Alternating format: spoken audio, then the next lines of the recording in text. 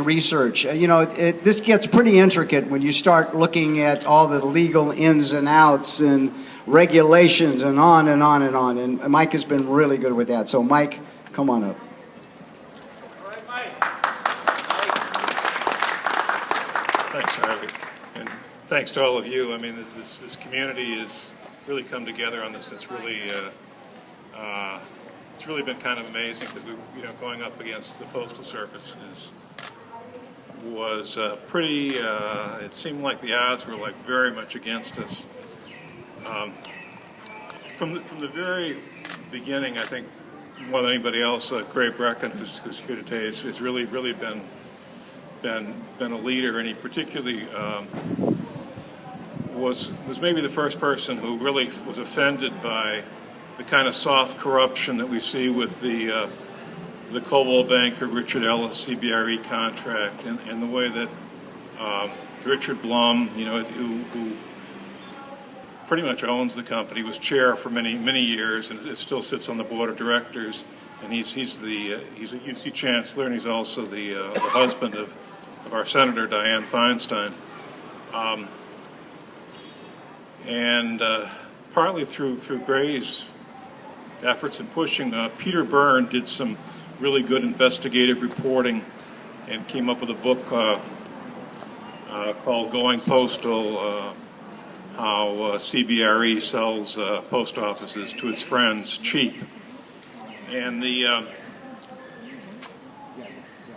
partly because I think of what Peter Byrne did, but also the Inspector General, the post office has an Inspector General that's independent, and they've been on top of this issue. The contract with CBRE started in the summer of 2012, and the post office has a huge number of properties. And before that, they dealt with some internally, and they also dealt with various separate realtors. So they signed an agreement, an exclusive agreement with CBRE to do all the real estate work. And within a year, the Inspector General issued kind of a warning audit that said, you really need to watch this because there's not controls in place.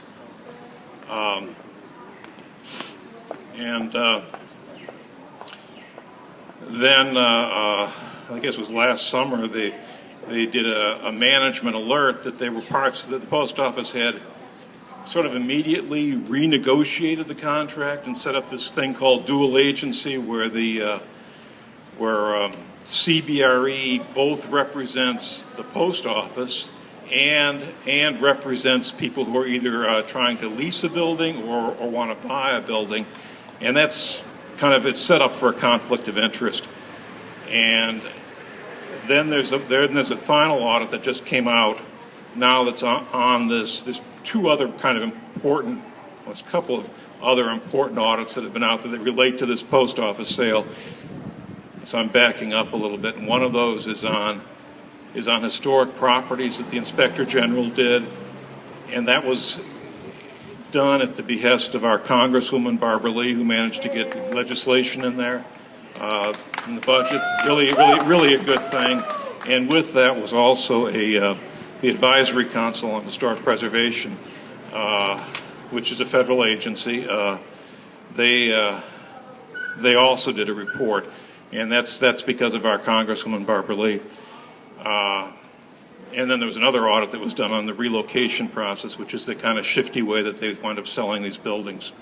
Okay, so this audit just came out in April, and it says, this looks really bad, what's going on. You're not keeping records. You're paying bills that are not itemized. There's no paper. You sell a building for millions of dollars, and there's no paperwork to back it up. CBRE does the appraisals, so the appraisal isn't independent. And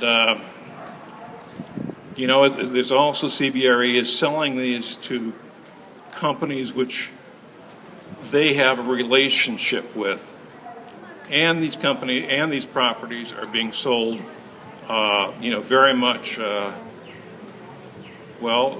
They're being Peter Byrne, when he did his report, found that they were being sold for much less than the tax appraisal had been. Now, they are being sold for prices that are comparable to the CBRE appraisals, but again, the post office has a checklist that they're supposed to go through on these appraisals. When the Inspector General looked, well, where are the checklists? And they're not there.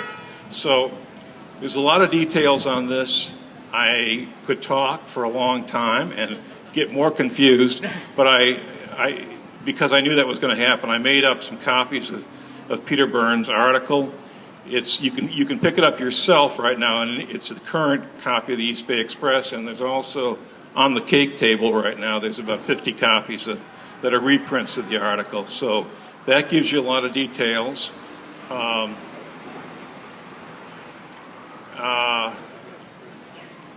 I'm going to give you a little more detail about something that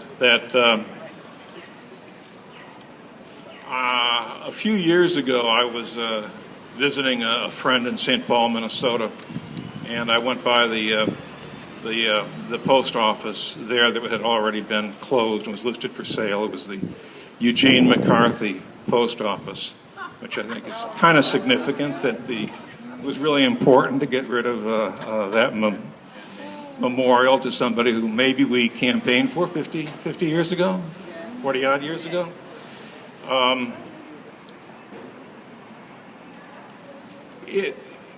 St. Paul's got a pretty nice downtown. Unlike Minneapolis, they've kind of kept a lot of the historic buildings, and the post office, had was built in the Depression years, kind of an Art Deco style done by Halliburton Root, were pretty noted architects out of Chicago, and it handsome building. And then there had also been an addition that had been done in the '60s that was comparable to it. And I'm not going to remember some of these. That's why I've got it written down. The sales price was $5.25 million. Somehow the appraised value that CBRE had was $2.7 million, and the auditor said the market data for the appraisal was insufficient. There was no market evidence to support the 75% downward adjustment to a comparable sale.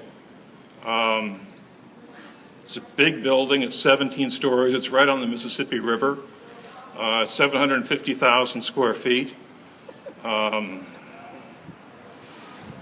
Surprise, surprise, the redevelopment plan involves 250 market rate apartments, 400 parking spaces. So it sold a couple of years ago, but then just this year, a developer paid $2.85 million to put a hotel on 2 floors of it. It's right across the street from the old St. Paul Union Depot, and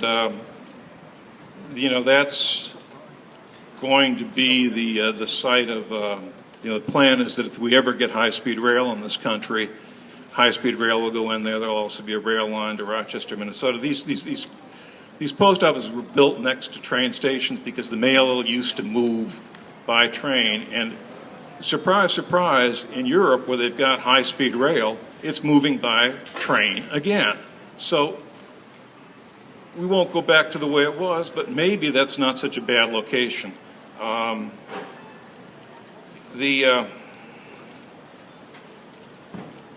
What I think is kind of interesting is the way the developer. So the St. Paul Union Station that's $243 million in public money that's gone in there. The developer, besides getting a deal on this from CBRE, is getting all kinds of historic credits, tax credits. And you can see the way that, kind of to wrap it up, is that people have pointed out that when you get societies with a lot of inequality, it sets it up for corruption, and that's what we're seeing here. And I think I'm going to end with that. Thank you.